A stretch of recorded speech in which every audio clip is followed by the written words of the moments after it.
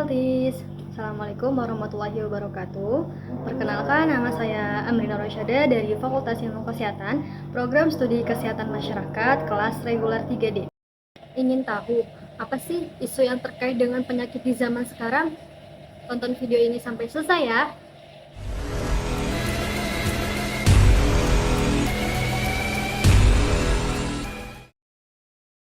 Poin-poin pembahasan. Poin pertama yaitu definisi tentang mental health. Poin yang kedua yaitu masalah mental yang terjadi pada mahasiswa. Yang ketiga, pentingnya mindfulness dalam meningkatkan kesejahteraan pada mahasiswa. Dan yang terakhir yaitu penanganan terkait mental. Definisi mental health. Mental health adalah keadaan sejahtera di mana setiap individu bisa mengeluarkan potensi di dalam diri masing-masing. 1 dari 10 orang rata-rata pernah mengalami masalah mental loh, terutama mahasiswa. Mari kita cari tahu lebih dalam lagi ya sobat, apa saja sih yang termasuk dengan masalah mental pada mahasiswa? Masalah mental yang terjadi pada mahasiswa yang pertama ada depresi. Depresi adalah masalah yang sering banyak ditemukan loh. Banyak sekali mahasiswa yang mengalami depresi karena disebabkan banyaknya tekanan akademis dan kehidupan sosial. Bahkan gara-gara depresi sampai banyak yang bunuh diri loh. Nah, masalah yang kedua yaitu gangguan kecemasan. Gangguan kecemasan merupakan salah satu masalah mental pada mahasiswa yang paling sering dialami dan tak jarang dapat mengganggu aktivitas sehari-harinya. Selanjutnya, masalah yang ketiga yaitu menyakiti diri sendiri. Perilaku menyakiti dan melukai diri sendiri di beberapa bagian tubuh yang tidak terlihat seringkali terjadi loh sobat, karena sebagai respon terhadap stres dan tekanan yang luar biasa besarnya. Yang keempat yaitu ada ADHD atau Attention Deficit Hyperactivity Disorder. Adalah gangguan yang terjadi pada otak dan dapat mengganggu fungsi dan perkembangan otak. Nah, kondisi ini bisa dipicu oleh tuntutan dan tekanan selama kuliah loh. Kemudian saya akan membahas mengenai pentingnya mindfulness dalam meningkatkan kesejahteraan kepada mahasiswa. Kunci dari mindfulness sendiri adalah memberikan perhatian dengan cara tertentu. Perhatian adalah pintu menuju kesadaran. Perhatian yang diberikan dan perlu dilakukan dengan cara tertentu, seperti diniatkan atau disengaja, dan perhatian tanpa menghakimi. Memberikan perhatian secara sengaja. Mindfulness adalah tentang memberikan perhatian secara sengaja. Artinya, kita sengaja memberikan perhatian pada sesuatu. Misalnya, saat menonton video ini, apakah Anda menyadari apa yang Anda tonton? Atau hanya mendengarkan secara otomatis? Sebagian besar, pikiran, perasaan, dan perilaku kita terjadi secara otomatis loh, sampai-sampai kita lupa memperhatikannya. Menerapkan mindfulness artinya memperhatikan diri kita secara sengaja dan mendengarkan apa yang dikatakan orang lain secara penuh perhatian dan mencermati perilaku kita sendiri secara sadar. Selanjutnya, memberikan perhatian pada saat ini. Mindfulness adalah tentang memberikan perhatian pada apa yang ada, bukan apa yang belum ada atau bahkan tidak ada. Tidak memikirkan masa depan yang masih misteri atau masa lalu yang sudah lewat terjadi. Hadir utuh di sini dan pada saat ini. Lakukanlah kegiatan apapun secara sadar, baik kegiatan yang besar maupun sekedar memperhatikan lawan bicara. Misalnya, saat makan, makanlah secara sadar. Nikmati apa yang terhidang tanpa memikirkan setelah ini makan apa, atau besok menunya apa. Cukup nikmati apa yang ada saat ini. Menurut riset, kemampuan untuk memberikan perhatian pada setiap momen yang sedang dijalani adalah kunci dari kebahagiaan.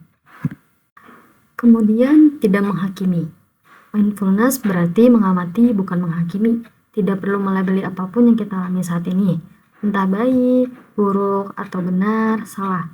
Cukup memperhatikan dan mengalaminya secara sadar dan penuh. Membiarkan diri kita menggunakan seluruh inderanya untuk merasakan apa yang terjadi dan memberikan perhatian penuh pada diri kita juga pada seseorang atau sesuatu di depan kita. Melihat, mendengar, dan merasa apa adanya tanpa berusaha menilai dan menghakiminya. Hubungan mindfulness dengan cara kerja otak. Otak manusia adalah organ yang sangat kompleks dan menakjubkan. Terdapat 100 miliar neuron yang tersusun secara kompleks dengan 100 triliun hubungan yang diduga terlibat di dalamnya, dengan alur sinyal neural yang jumlahnya hampir tak terhingga, sehingga menjadi luar biasa dan sulit dipahami secara komprehensif. Sebagai contoh, ketika kita terjebak dalam kekhawatiran, maka hal itu akan memperkuat jaringan di dalam otak yang berhubungan dengan fungsi tersebut yang disebut amigdala. Bagian ini mengaktifkan kapan kita merasa stres atau cemas, kemudian melepaskan hormon dan bahan kimia seperti kortisol dan adrenalin. Itu sebabnya stres memiliki dampak besar pada kesehatan kita. Semakin kita berpikir buruk akan suatu hal, maka kita akan semakin menjadi lebih khawatir dan cemas berlebihan. Manfaat menerapkan mindfulness. Salah satu tujuan mindfulness yaitu untuk mencapai kesadaran penuh pada diri sendiri. Mindfulness dapat menstabilkan pengaturan diri sehingga mengurangi stres dan kecemasan, meningkatkan perhatian dan memori, memperbaiki suasana hati, lebih mencintai diri sendiri, serta dapat menikmati hidup. Manfaat yang paling penting yang dapat kita rasakan adalah terbentuknya pikiran sehat dan tubuh yang lebih segar dan siap untuk menghadapi kehidupan ke depannya. Sebagai contoh, jika kita telah melatih otak untuk menerapkan mindfulness, lalu mendapatkan revisi bertubi-tubi dalam mengerjakan skripsi, tentu kita akan merasakan sedih dan kecewa. Namun, pikiran kita secara sadar dan cepat mencari solusi serta memberikan kebaikan atas kejadian itu, sehingga kita tidak berpikir terlalu jauh atas kekecewaan yang kita rasakan. Jika ada seseorang mahasiswa yang sedang mengalami masalah di atas, apa sih yang bakal saya lakukan sebagai tenaga kesehatan? Bagaimana sih cara saya menanggapi permasalahan tersebut? Sebagai tenaga kesehatan, saya akan berusaha sebisa mungkin dalam membantu. Saya akan coba untuk melakukan komunikasi, seperti komunikasi interpersonal, yang dimana komunikasi tersebut merupakan proses pertukaran informasi, ide, pendapat, dan perasaan yang terjadi antara dua orang atau lebih, dan biasanya komunikasi tersebut tidak diatur secara formal. Dan di situ saya akan mencoba menggunakan teori Rich dalam menanggapi permasalahan di atas. Saya juga akan coba untuk melakukan konseling dan pendekatan yang lebih intens lagi agar mahasiswa tersebut bisa dengan bebas dalam bercerita dan mengungkapkan perasaannya. Saya akan berusaha untuk merasakan apa yang dirasakan dan berusaha juga untuk mendengarkan cerita terkait permasalahan yang dialami. Setelah pembicara sudah selesai berbicara dan mulai tenang, saya akan memberikan atau menyampaikan beberapa pesan dan pendapat saya yang mungkin nantinya bisa bermanfaat. Saya juga akan berusaha menyampaikan isi pesan dengan jelas dan bahasa yang mudah untuk dipahami oleh pendengar agar pendengar bisa paham dengan apa yang saya sampaikan.